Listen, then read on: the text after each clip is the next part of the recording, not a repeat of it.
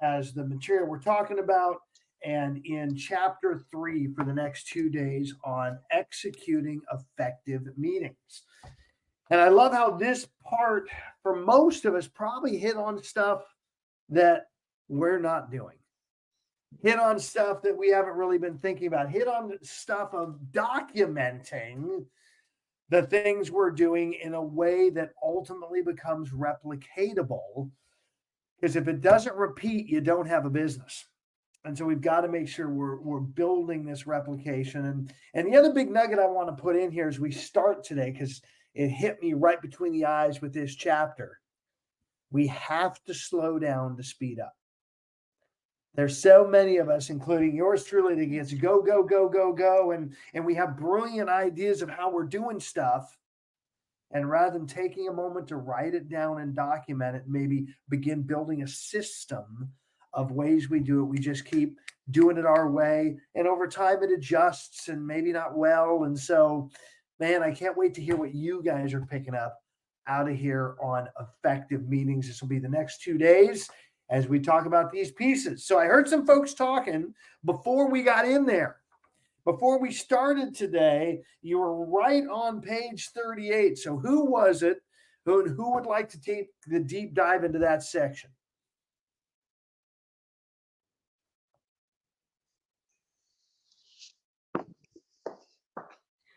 I really appreciate all that you've just said, Russ. Taking the time to do the dive. And when you've got something that's so specifically hands-on, do this, do this, do this, do this, taking the time for each of these chapters, when we're also in one of the busiest seasons of real estate, I appreciate you doing that. And having said that, I'd like to do that again with the ninja selling. And as well, when we're doing that, just because, but this mindset, even going through it quickly and getting the mindset adjustment, is, I things, but to see the steps on the how-to of it that this book does for you, I wouldn't have read this book without this group. I don't know how many other people are here in that, but we wouldn't have read the books. And I would never have gotten this mindset. And there was just something else that came out this weekend. And I went, oh my gosh, they're working with this group of 300. And I now have a much clearer idea on how to think with that. And having said that, the foundation of all the other books that we did also made it more available for me not to feel overwhelmed by this. And so I can see this. I can negotiate the things that I need to negotiate better. I just have a process, and I have a hope. After 27 years, some days, even with all the coaching and trying to implement things, and it's like, I just need, what's step 1, 2, 3, 4, 5? And what does this step cost? What does this step cost? What does this step cost? So that I can put a budget and a mindset together. I don't, so that you're not having to go back and go, oh my God, I can't afford that, but I did it. It was good, but I can't afford it. The whole big picture of it all. Or it's not time to afford that. I'm really appreciating this, and they're just practical and good. And thank you. Well, one of the things for you and for everybody else in here is we have a lot of stuff coming at us, both in this room and in the other training and education we do, as well as in our day-to-day operation. And just really keeping in the mindset of chunk it down, chunk it down, chunk it down. Get down to a little piece you can implement. This and ninja selling, we could spend 3 years implementing. There's so much great stuff. And instead, let's just pick a little piece and implement. And so later today, we're going to talk about that, of maybe creating an environment where we can do that. And I have some ideas around that. Can't wait to share them, again, based on the content. So who else has something right here out of chapter 3 on how to do. I'd love to hear it because you guys were talking about page 38 right when I came in. I'd love to get it here on the recording. Janet said something about mindset. And so excuse my voice a little bit. I was celebrating a birthday and my voice is a little hoarse, but you said something about mindset. And I think that is very powerful, right? All across the board. But one of the things that I jot down, the other day we talked about asking the right question, right? But I followed up with asking the right question to the right person, right? He's always talking about getting to the CEO, talking to the head, talking to the person that actually can make the decision, right? Like in selling listing appointments, you always want to make sure that the decision maker is actually at the appointment with you so that you convey whatever services they have to offer. But that made me to ask myself about asking the right questions. Because he said something else about position your solution or procedure as servicing customer and not selling to the customer, right? So you're positioning where you're talking about your services and not trying to sell. So that made me ask, do you believe in your services, right? How are we how are we building ourselves up to believe that? So I'll leave that there. Do you believe in your services? And that's a huge one because I see in the public domain all the time, in social media, people, talking about value and really questioning what they do. I mean, we see people all the time thinking that this whole commission thing that's been coming up is going to cause challenges. Well, it's only going to cause challenges for those that can't articulate their value. Totally. And like you say, Nafritha, don't believe in it. Because if you don't believe in it, what you speak is going to be very transparent that you don't believe in it. The audio is not going to match the video. The other fun piece I want to hit on what you talked about, selling versus service. Selling means you're focused on the outcome. I get a sale. Service means you're focusing on the process. And I just want to put that in there because I love helping you guys focus on the process. Who else has something right out of here? Go, Celeste. I saw your mic. Come on. Yes, ma'am. I hate to piggyback on all this, but I'm going to add, I am so impressed with Nafritha. If everyone else isn't listening to what she just said, you're missing this moment. I don't even know you, Nafritha. So I'm just telling you, my own observation was to hear you talk about how are you showing up and who are you showing up to.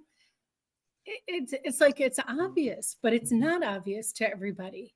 And my question always to the people that I mentor is I'll say things like, in your mind, what else should you be doing?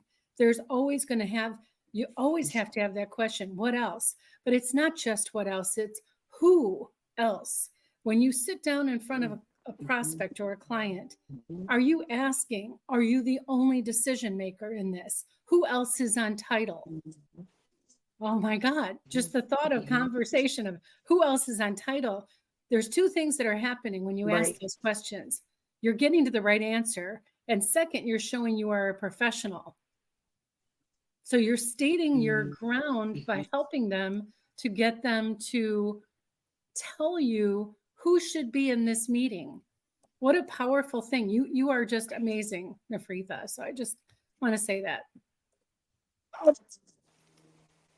Thank you, Celeste. Thank you. Into each other. And that's the strength of this room. We have such incredible minds all pouring into each other. It's almost like a mastermind. What else you guys have from this section of the book? I really liked the I don't know what page it's on because I'm walking, don't have the book in front of me, but on repetition, where they were showing the stepping up and the dropping off, but by immediately having another training on the same topic, that the fall off is less and less and less, and the speed of it, if you look at that line, is less and less. That was very impactful. And I love the part in the opening to this chapter where he talks about only 10% of the people having a learning mindset or wanting to improve themselves without being forced to. I've always liked books. So I probably floated around that 10th or maybe 11th, 12th percentile. Like I do a little bit, and this has definitely pushed me into that. I think a mistake I've made in life and in business is assuming that the people around me think or act the same way. And all you have to do is give people books as gifts and invite them to this to figure out which side of that line they're on. I'm excited to learn from you guys on how to recruit them and pull them to our side of the line, because I think that's where it's at. Awesome. And what a great observation. How many of us, by the way, by show of hands, have been in that 11th, 12th percent sometime in, let's say, the last 5 years?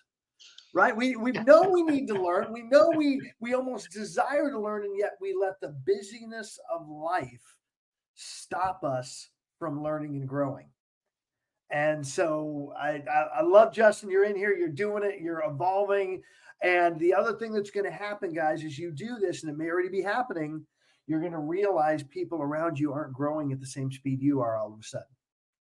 You're going to be growing beyond the world you're in, and you're going to have to keep creating new and higher powered worlds. And how much fun you get to do that. Don, you've been hot mic'd. What do you got, brother? Well, a couple things. One is you said earlier something that I want to come back to because this group has some impact related to this concept. You said this is more like a mastermind, and I've been writing and inviting people to the book Mastermind, the book study group and Mastermind instead of a book club, because a book club to me was nothing that inspired me ever. Like in my whole life, I was like, I can't believe people belong to book clubs. What a stupid thing. So the mastermind idea, because I'm listening to Nafrita, I'm listening to Celeste, I'm listening to people here and going, damn, what people miss is this is the collective that we have a chance to draw from. And that by getting us on the same pages, literally the old phrase, getting on the same page, we're getting on the same pages.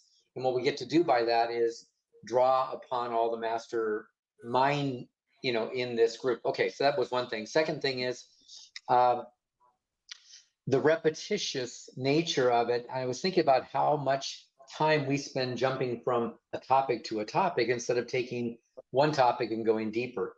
And I think we can do a lot more good with that. And I want to talk to you about that as we approach epic and renegade stuff. How do we go deeper on certain things? You've been doing a great job on that as well. The third thing that I wanted to bring out, and that was, there was something that nobody's mentioned yet, and I'm not sure if I went too far, but I don't think I did. It has to do with the upsell. And a lot of this book is written for the corporation. It's written in the corporate terms. And, even to something that Justin just said, in the employee world, you find people want to advance or don't want to advance. They get their jobs, they get their raises based on performance in some ways. Sometimes it's over time. But we have to be self-starters. We have to be self-starters. We don't get the advantage of being an employee and getting paid regardless. We get paid for our value. We get paid for what we bring to the table. We get paid for being on fire every day. We get paid for being great at what we do. We get paid because we get better. And that's not always the case in the employee world, but it is the case always here in our world. And so I love being that we're all on this thing. But the upsell conversation, because they were talking in corporate terms, and in real estate, we think, what's our upsell? So I'd love to put that on the table today as part of the discussion about what is it we can do to upsell? Like, how do we get prepared to have more things to offer in our world with our clients? What's our real value to them? Doug and Jeanette, I remember years ago talking with you in the coaching sessions about taking 1,000 families and turning them into wealth builders, right? How do we go beyond being realtors and get to something far more important and being a consultant to a financial future that they don't have without us? So what's our upsell? Anyway, All right, Russ, I'll shut Jeanette. up for a second. I just wanted to drop some things on the table here. Well, they're good stuff, Don, and I know it's inspired people. I've got Jeanette and then I've got Kelly, both ready to go. What do you got, Jeanette? Dawn, there are multiple ways that I am seeing with that. A great question with it. First off, as parents or as influencers in our community, just knowing how to think like this. Here's how you build a legacy within your family, because you start figuring out the groups. Here's some positive ways that you bring your children or your spouse or your various other people in to and finding their strengths in a healthy way. So it's awesome at that level. Number two, another way of upselling is having a multiple commission structure, 6, 7, 8 commission. And then you get to find out, I still need to put mine together for what we've got, but there's one of the ways to do it. And then again, the third level that I'm seeing is what are the multiple services that that you might work with your client? Okay, so, and maybe you've got, here's the residential portion, and somebody might be a little bit better on the investment side, and how to collaborate on those to bringing those into the organization. Upselling, as they talked about, if you've got, bringing in an inside sales agent and helping them with those parts. Sorry. Next. Yep. No, lots of things we get to brainstorm. And again, this might be something for a mastermind.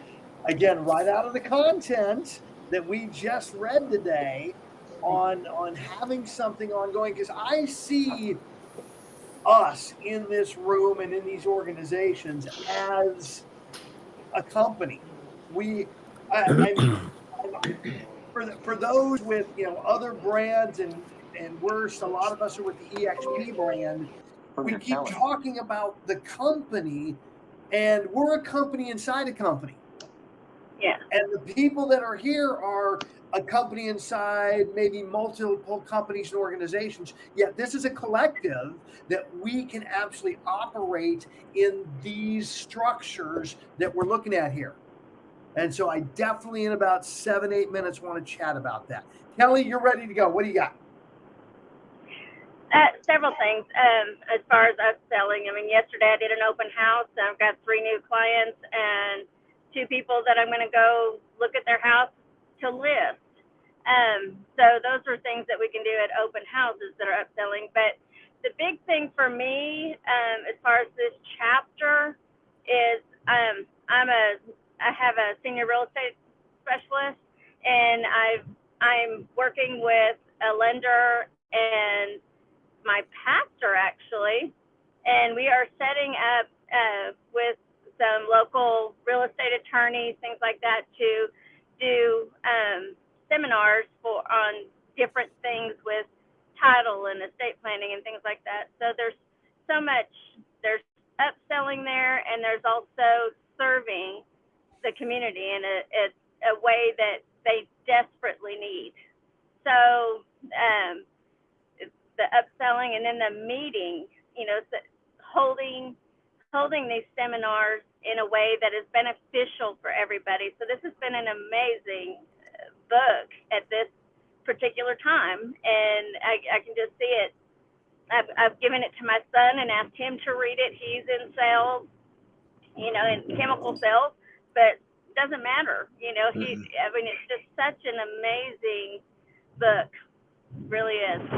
And I too like step by step, in the pausing that we do throughout to really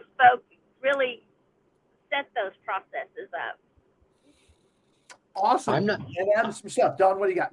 Hey, I'm not sure if this is what Jeanette was talking about, Kelly, but you're talking about giving this value to your son, and of course it could be somebody else's son. The reality is, even this group, because this is non-denominational and it's non-industry specific, right? This room right here, this can be, I've got a friend of mine who's been dropping in. He's not here today, but he's been dropping in, different corporation, different style, different everything.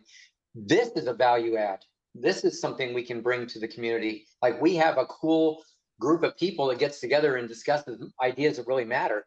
That's one thing. Second thing I was thinking about is, and he talked about the checklist, and specifically there was a company and they were talking about the padding and the other things in the carpet cleaning world. In our case, what that might look like too is, do you own a business? We have business brokerage. Do you own commercial real estate? Are you considering investing? Like, what are the check boxes that we go through and interview with somebody and go, what else? What else? What else? What else? What else do you have interest in and needs in that we can, through time, because we're your realtor for life, because we are that, what else can we lead you to? What else can we help you with? I can help you in any city. I can help you in most countries that anybody here is going to live in. I mean, what can I help you with? That's my upsell. What are all the things we do? Man, the light bulbs are firing off today, Don. Man, the thoughts. I used to be a leader in the home inspection space. I was on the front edge of change and development in that industry. And where did I get some of my best ideas? From playing in the real estate space. Yes.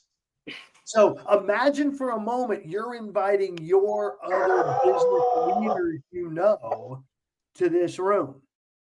And they're starting to show up and share from their perspectives the implementation of these. Could it transform our businesses radically? Because we're now looking at other industries. So I love that idea. Let's invite other people outside of real estate to play on this morning mindset mastermind every day at 9 o'clock. And let's see how this evolves and transforms. I'm flipping excited about it. All right, who else? I'm going to real quickly jump back to page 38 and talk about this policies, procedures, and planning. The 3 P's. Thank you, Don. Planning, policies, and procedures. He says it is essential.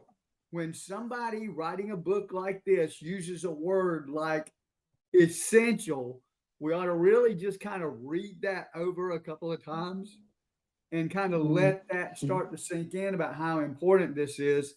And then several pages, let's see. Yeah, so I'm going to just read it. It says the constant attention to what I call the 3 P's, planning, procedures, and policies, is essential if you want to easily and quickly grow your business into the ultimate sales machine. So him making a statement like that. And then on page 43, he says, he's talking about all these workshops that you can do to build ideas and get ideas from people who are maybe not usually involved in management or whatever. He said, you're going to get some of the greatest ideas from people like the receptionist and people that are not in that the high level business people have lost touch with. These people are going to bring gold. And then he says, if you you continue to put these little pieces of workshops together, and by the end of the year, you're going to have about 50 to 100 pages of an operations manual that can begin to start running the company because you've got policies and procedures in places. Now we're talking about building a business and looking to be an investor in that business and really building something that is a business instead of a job, like Don talks about. Yeah, how many of you feel right now that really what you're doing is just a job? Yeah, For most people in real estate, that's what they're doing. It's a 1099 job, and it's a job, not a business, because they're not documenting and building the systems. So I can't wait to hear. Marty, are you ready to chat? Marty, I'll go ahead if he doesn't have to. all right. Go for it. What do you got, Caesar? I want to point on page 40. Workshops are an excellent method of focusing your mind and everyone else's on solutions and improvements within your organization. Workshopping means that instead of you talking and your staff listening, all of you get to work together on a problem, developing the ideas and insights to propel the company forward. So I felt like that little piece right there is very important in the sense because we tend to be like, oh, I'm the leader, I know everything, and let me tell you how it is, instead of workshopping with everybody. Again, sometimes you'll get an idea from like the receptionist, like Doug mentioned, or in the book, that you never thought, that never came up in your mind. So I felt that was a good point. And then secondly, workshops will help you to unite employees and create a more powerful vision at the entry level of your company. So I take this into our world as even somebody that just started in the business, you can have them workshop. And also that's why I think, what was his name? Chad, we implemented this of saying, you don't, just because you're new here doesn't mean you can't implement or have something of, that's valuable to the group just because you don't have the experience, or at least you feel that way. So I just wanted to touch that and throw that to the group. Awesome. And so you guys know Wednesday, May 15th, we are launching our first workshop, and it may just keep going on Wednesdays, depending on who shows who is brain. And we're doing this first one noon to 1 o'clock on Wednesday, the 15th. And we're going to do it around the calendaring system. Calendaring is one of the cornerstones. I've had a lot of people requesting this. And so in preparation for that, because I want you guys to be able to do this, Celeste, hold them up. You got your calendar right there. See, Celeste, this came up this morning as we were in our accountability call. And so that is a 24 by 36 Swift Glimpse wall calendar. Hers might be a little smaller. That being said, it's the 2024 calendar. You guys start implementing this. You'll get the 2025 in July. I'll teach you my way, and I want to hear from you guys because it's a workshop on how you guys can plus these things. And as we move forward, I'm going to be stepping back a little more and letting you guys lead the things that you're good at. Now, the other thing you're going to need with that are these wet erase markers. This will also be part of the wealth chart. You use them for both. So once you buy them, they're going to be used for lots of stuff. So let's get that going, guys. It's 9:30. I'm going to roll into my one-on-one coaching time. It's Mondays. We do that. This afternoon, Don, do we got a 2 o'clock? We do. Wow. I have no reason to believe we don't, but it's not on my calendar. So actually, I don't know. We should have Gene Shin. Because it's the very last Monday. So if not, oh, that's why it's the 5th. We don't. So you guys can pop into this room for conversation time at 2 o'clock and add an extra hour this afternoon and getting in that drill and practice. I know for me, I have actually I'm showing. Oh, that's the wrong week.